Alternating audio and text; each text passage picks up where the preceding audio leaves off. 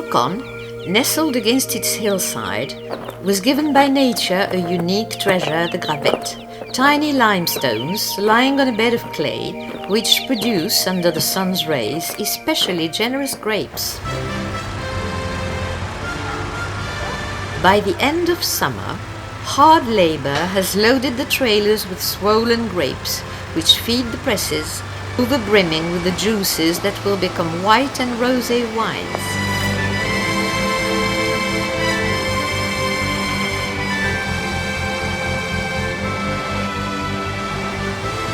As for the red wines, they come alive after the grapes have fermented in large vats. Emptied of their precious contents and thoroughly aired, these vats will be cleaned by hand of the remaining must, which is distilled to produce alcohol.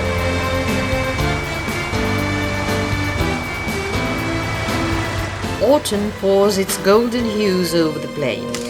The vines have shed their leaves, offering the vine growers bare branches ready to be trimmed to retain the full energy of the sap and allow the promise of future riches. The quiescent village looks upon the resting vineyards. Within the winery, the time has come for the subtle exercise of blending. The enologist's nose and palate pick out the different wines that will best mix their flavors to offer the perfect, well-balanced vigor and delicacy.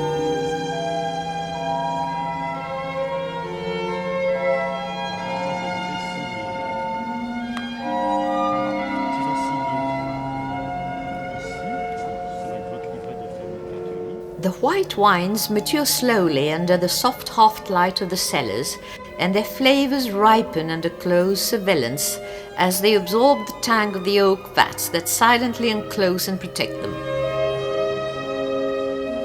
When the heavy chariots of Caesar's legions brought the vine plants to Corconne, they also bore olive trees. Those sturdy trees took root easily and thrived. A renewed interest in olives and their nutritive qualities has given a new life to their culture, and they are now gathered in December.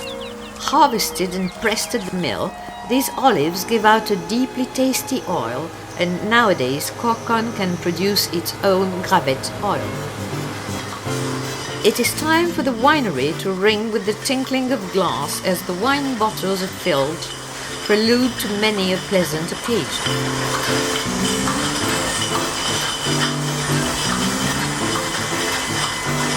The bottles are then stored in the cellars where the wine will rest but not sleep. The long-anticipated time will eventually come for the disclosure of the new vintages, tasting and appreciating each harmonious blend.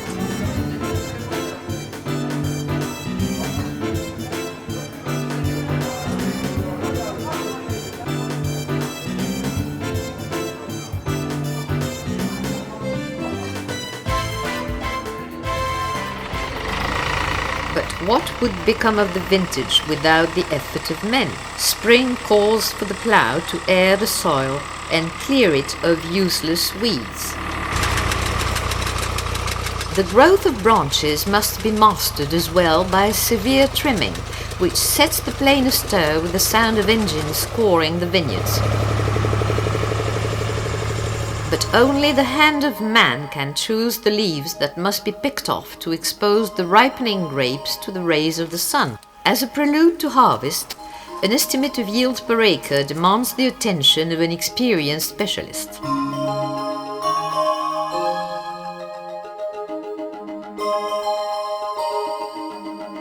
Swollen with the warmth of the sun, the grapes can now be tested for alcohol content and acidity.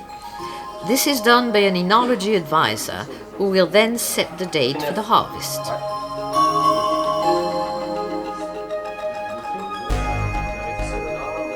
The village has lived through a whole year of labor. The wine grower now knows what to expect from his vineyard, and he prepares his men and his machines, ready for the curtain to rise on the theatre of the harvest.